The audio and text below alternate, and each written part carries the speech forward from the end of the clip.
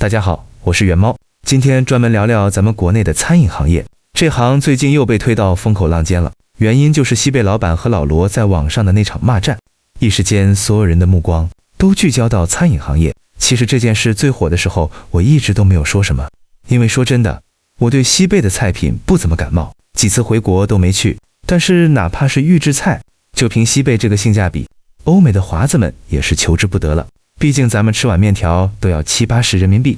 有些中餐馆的口味还一言难尽。老罗带领全国人民讨伐西贝的时候，可能只有我们这种海外的华子没有什么发言权。这场热闹的骂战，最后以平台对他们双方都禁言而收尾，平台强制降温，双方微博账号被禁言，全网互撕按下暂停。不过万万没想到，这件事还能惊动人民日报，官媒还专门下场连发了3篇评论。在全网舆论普遍支持老罗的情况下，人民日报则各打50大板。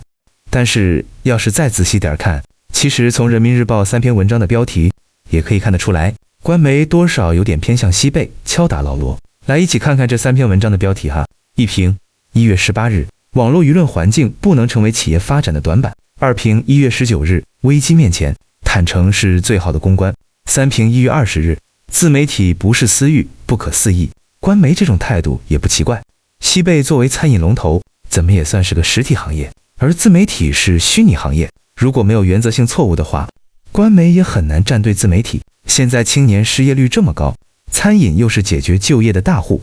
而且说到底，2025年的餐饮行业日子是真不好过，可能现在哪怕普通人都能感受到，餐饮店的闭店率高得吓人。去年回国的时候就发现，连很多生意很好的餐饮店都关门了。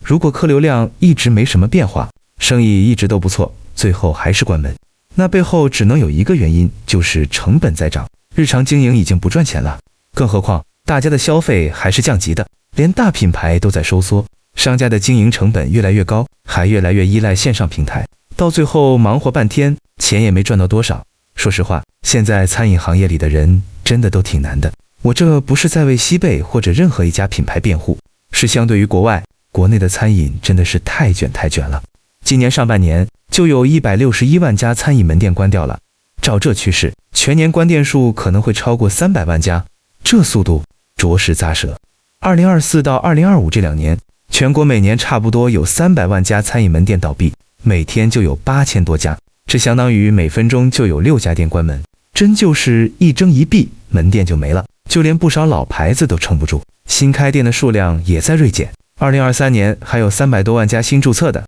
到2025年就只剩189万家了，很多店根本熬不过1年，尤其是小龙虾、麻辣烫、黄焖鸡这些品类，闭店率都在30%以上，一线城市更是难，35%的门店撑不到年底，全国平均闭店率也在22%以上。就连火锅这种热门赛道，2025年新开店都比闭店少2万家，整个行业就是在经历一场特别激烈的大洗牌。这背后有一个关键的因素，就是大家的餐饮消费越来越谨慎了。从数据就能看出来，2025年第3季度人均餐饮消费跌到了33块钱，比2023年少了差不多1/4，直接回到了10年前的水平。大部分城市的人均消费都在50块钱以内，也就北京还能保持在100块以上，外卖订单也都集中在30到40元这个价格区间。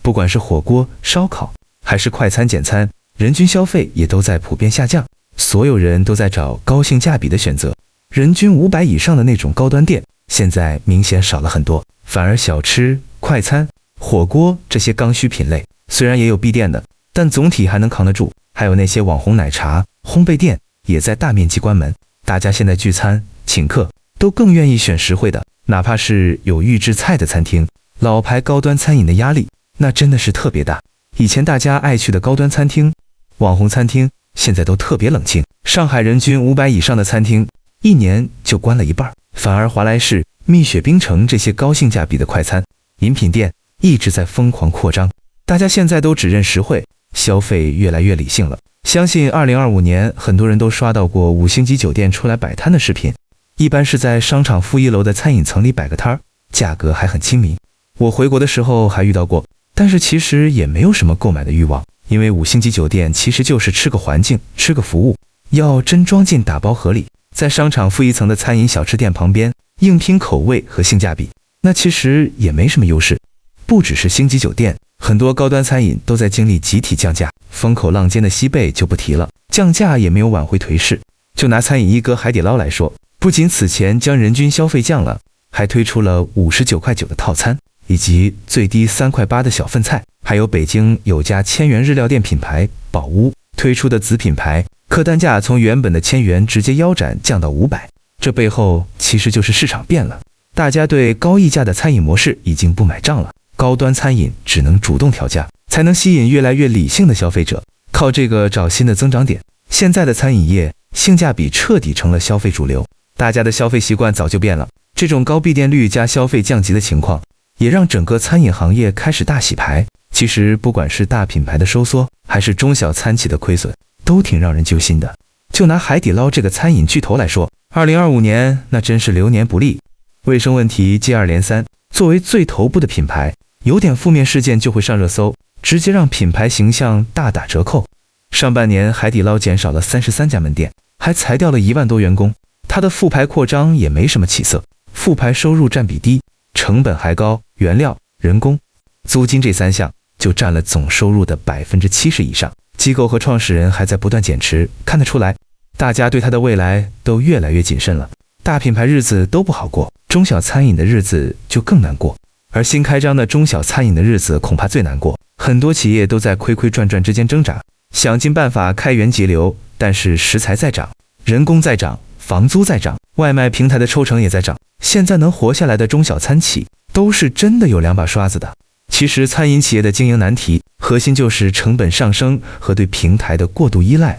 2025年，几乎所有餐馆都感受到了成本上涨的压力，90%以上的老板都在叫苦，原材料涨得太厉害，对小本生意来说，这影响真的太大了。还有社保入水之后，人力成本一直居高不下，社保支出都占到营收的1/4左右了。热门地段的房租还在水涨船高，再加上外卖平台的抽成，动不动就是15%到25%，有的甚至能抽到49%，还有各种红包、满减、推广费。有些餐厅甚至沦落到卖得越多，亏得越多，真正能落到老板手里的钱越来越少。现在外卖平台简直成了餐饮商家的命脉，不上平台就没生意，上了平台就被高佣金和各种强制活动绑得死死的。现在的店老板都被算法拿捏，跟平台斗智斗勇，和互联网深度绑定的行业都逃不了这一劫。2大平台分走了大部分市场，商家没什么议价权，还得按平台的规则来，花钱刷单买好评，所有数据都捏在平台手里。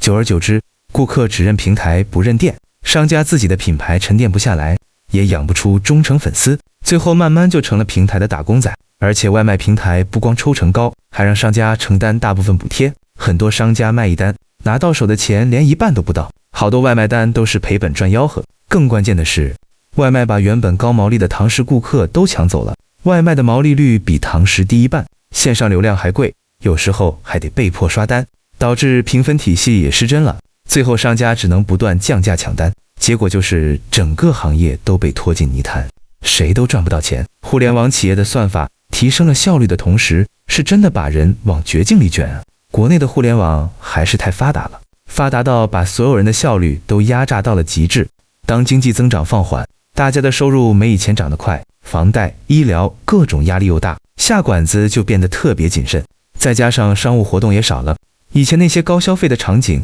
自然就少了很多。还有就是餐饮行业的门槛太低，太多人挤进来了。对普通人来说，餐饮是创业新手最扎堆的地方，但市场根本不需要这么多门店，结果就是大家挤在一起打价格战，只能靠降价吸引顾客。一边是食材、人工、房租不停涨，一边是外卖平台的高抽成，很多中小餐厅就被逼到了绝境。现在的年轻人还特别喜欢尝新，品牌要是没点新意，很快就被市场遗忘了，这也让很多店的生存难度又上了一个台阶。说真的，现在创业还是别扎堆餐饮了，一家店铺的试错成本1年至少是几十万，普通的玩家能拿出几个几十万出来熬呢？这2年很多人都在劝别轻易碰餐饮创业，不是餐饮不赚钱了，而是普通人靠餐饮翻身的窗口基本关上了。国内的餐饮已经是红海里的绞肉机，拼的是谁亏的久，不是谁做的好吃。房东稳赚，平台抽成稳赚，只有老板在赌。如果真想开饭店，